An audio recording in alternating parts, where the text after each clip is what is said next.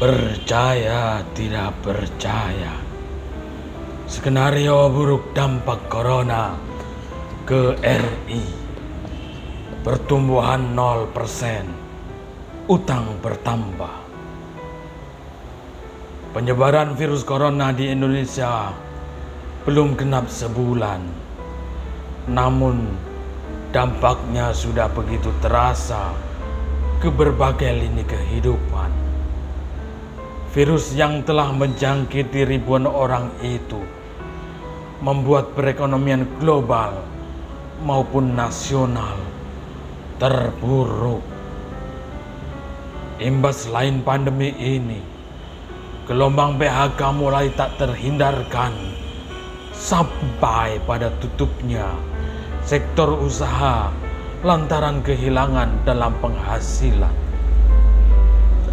Menteri Keuangan Sri Mulyani bahkan mengamini bila wabah tersebut tak segera tertangani, pertumbuhan ekonomi Indonesia bukan tidak mungkin bisa merosot ke 0%.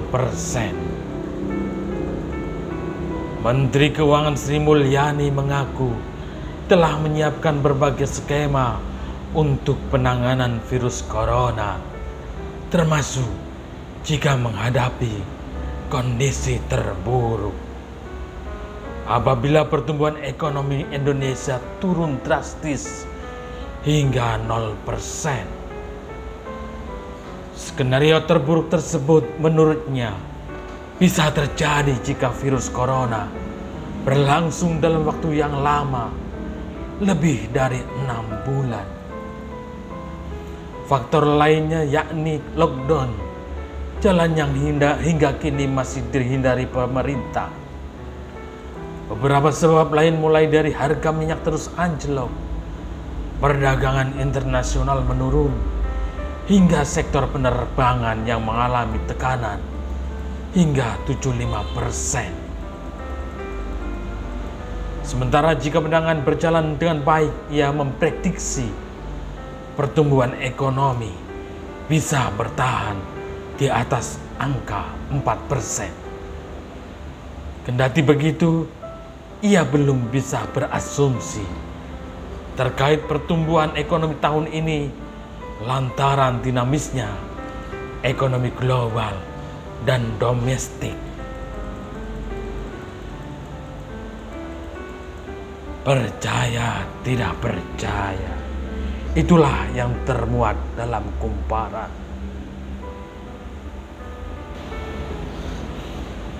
Pemerintah berencana menerbitkan surat utang pemulihan atau recovery bond untuk membantu kelangsungan dunia usaha. Langkah tersebut merupakan upaya agar sektor bisnis bisa pulih dari hantaman virus corona. Surat utang pemulihan itu nantinya diterbitkan untuk Bank Indonesia atau bagi sektor swasta yang masih memiliki likuiditas. Dana dari penerbitan surat utang ini akan disalurkan kepada dunia usaha melalui pemberian kredit khusus dengan bunga seringan-ringannya. Tujuannya supaya pengusaha bisa mendapat kredit khusus untuk membangkitkan kembali usahanya.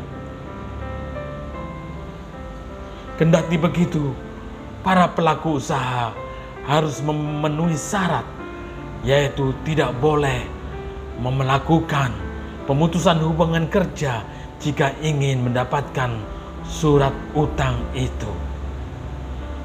Apabila melakukan PHK, suatu badan usaha harus tetap mempertahankan 90% karyawan dengan gaji yang tidak boleh berkurang.